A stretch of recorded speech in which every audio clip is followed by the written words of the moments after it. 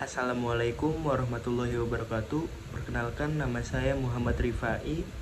Saat ini saya ingin mengerjakan tugas ujian tengah semester mata kuliah Ekonomi Internasional, dosen pengampu Eti Zuliawati Z, tanggal 27 April tahun 2025, yang berjudul Dampak Globalisasi Terhadap Perdagangan Internasional di Negara Berkembang. Pendahuluan.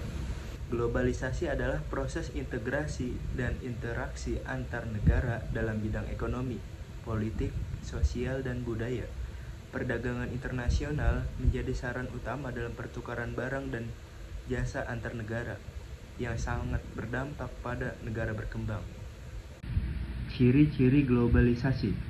1. Perubahan kemajuan dan perkembangan teknologi di segala aspek, merujuk pada transformasi signifikan dalam berbagai bidang kehidupan manusia yang disebabkan oleh penemuan, inovasi, dan penggunaan teknologi baru.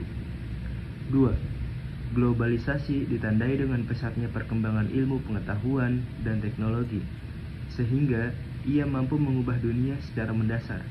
Contohnya, dengan kemajuan teknologi saat ini yang mampu membuat kita menjadi lebih efisien.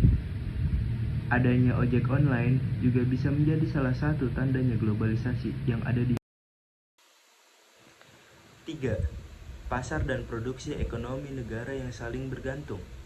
Pasar dan produksi ekonomi di tiap negara menjadi saling bergantung. Akibat dari pertumbuhan perdagangan internasional, peningkatan pengaruh perusahaan multinasional, dan dominasi organisasi World Trade Organization atau WTO. 4. Meningkatnya masalah bersama. Meningkatnya masalah bersama adalah ciri-ciri globalisasi. Misalnya, meningkatnya masalah bersama pada bidang lingkungan hidup, krisis multinasional, inflasi regional, dan lain-lain. Dalam hal ini, masalah ini harus diselesaikan secara bersamaan. Tidak hanya satu negara saja yang mampu menyelesaikannya. 5. Adanya aktivitas interaksi dan pertukaran budaya tanpa disadari. Pertukaran budaya menjadi contoh globalisasi dalam kehidupan sehari-hari yang sangat mudah ditemukan.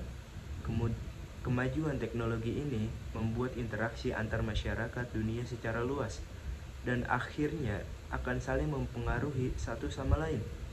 Sebagai contoh, kegemaran generasi muda terhadap budaya-budaya asing seperti K-pop dan budaya hip-hop dan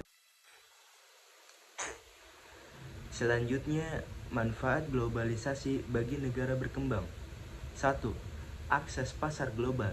Produk lokal bisa dijual di pasar internasional. 2. Investasi asing langsung atau FDI. Perusahaan asing menanam modal dan menciptakan lapangan kerja. 3.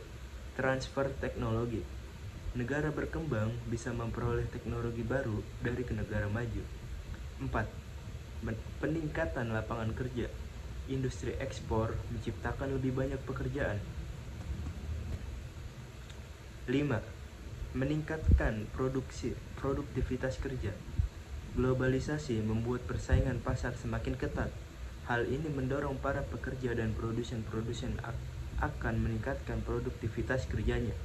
Dengan produktivitas kerjanya yang meningkat, kualitas produk pun akan ikut meningkat juga. 6. Kemajuan transformasi. Selain teknologi informasi dan komunikasi, bidang transportasi juga mengalami kemajuan yang pesat. Contoh studi kasus dari Vietnam dan sektor tekstil. Setelah bergabung dengan WTO pada tahun 2007, Vietnam membuka pasar dan mendorong pertumbuhan sektor manufakturnya, khususnya industri tekstil dan garmen. Selanjutnya, tantangan globalisasi. Ketergantungan. Negara berkembang bisa terlalu bergantung pada pasar dari luar. 2. Persaingan yang tidak seimbang.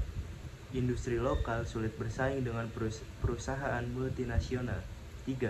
Eksploitasi sumber daya. Sumber daya alam bisa habis jika tidak mengelola dengan bijak. 4. Ketimpangan pendapatan atau kesenjangan antara kaya dan miskin bisa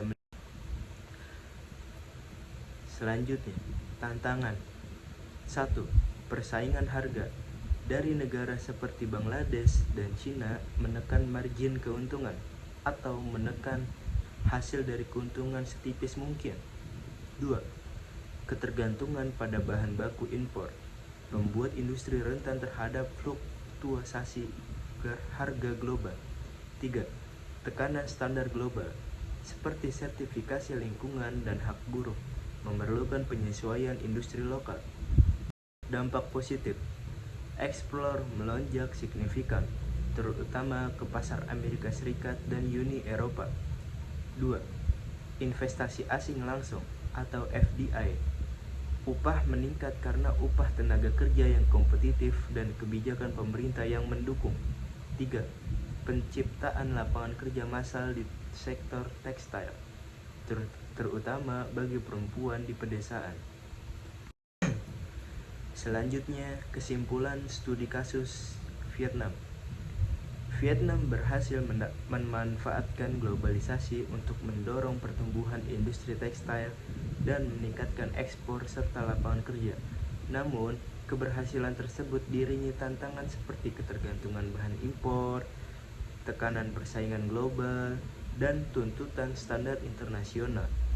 Kunci keberhasilan Vietnam adalah kebijakan terbuka, penyesuaian industri, dan penguatan sumber daya manusia. Selanjutnya, dampak jangka panjang. 1. Modernisasi industri dan infrastruktur berkembang. 2. Ketergantungan ekspor. Ekonomi bisa terguncang jika harga komoditas global turun. 3. SDM unggul. Pentingnya peningkatan kualitas pendidikan dan pelatihan tenaga kerja. Selanjutnya, ada strategi menghadapi globalisasi. 1. Mencintai produk dalam negeri adalah sikap yang bisa dikembangkan untuk menghindari gaya hidup ala barat yang berlebihan. Contoh, menggunakan pakaian batik atau pakaian adat dan membeli makanan yang diproduksi unit usaha lokal. 2. Menyaring budaya asing untuk menghadapi globalisasi dan kemajuan budaya. Semua orang harus bisa menyaring kebudayaan asing sesuai kebudayaan lokal. 3. Memahami nilai kebangsaan dan Pancasila. Cinta akan nilai Pancasila membantu kita untuk tetap menghormati budaya Indonesia, meski sudah banyak budaya asing yang masuk dalam kehidupan sehari-hari. 4. Meningkatkan daya potensi nasional dan sumber daya alam dan manusia yang berlimpah. Sudah seharusnya Indonesia menjadi negara yang mampu memenuhi segala kebutuhannya secara mandiri. 5. Kemajuan teknologi dalam pembangunan. Misal, menyediakan jaringan informasi yang menghubungkan berbagai pihak, mulai dari pemerintah, BUMN, juga swasta, baik dari dalam maupun luar negeri. 6. Memanfaatkan forum kerjasama internasional, bertujuan memperdalam kerjasama yang saling menguntungkan, mendorong proses globalisasi perdagangan dan investasi, serta kerjasama ekonomi dan teknologi. Selanjutnya, kesimpulan. Globalisasi membuka peluang perdagangan internasional bagi negara berkembang melalui akses pasar, investasi, dan transfer teknologi. Namun, tantangan seperti ketergantungan ekonomi dan persaingan global tetap perlu diwaspadai. Strategi penguatan SDM, disertifikasi ekonomi, dan kebijakan perdagangan adil sangat penting untuk meraih manfaat globalisasi secara maksimal.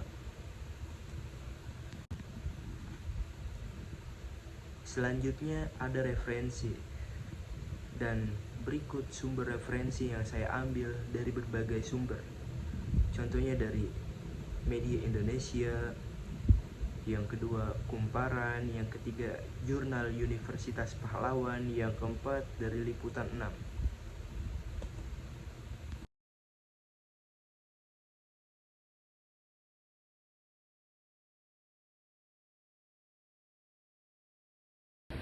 Ya, itu saja presentasi yang bisa saya sampaikan.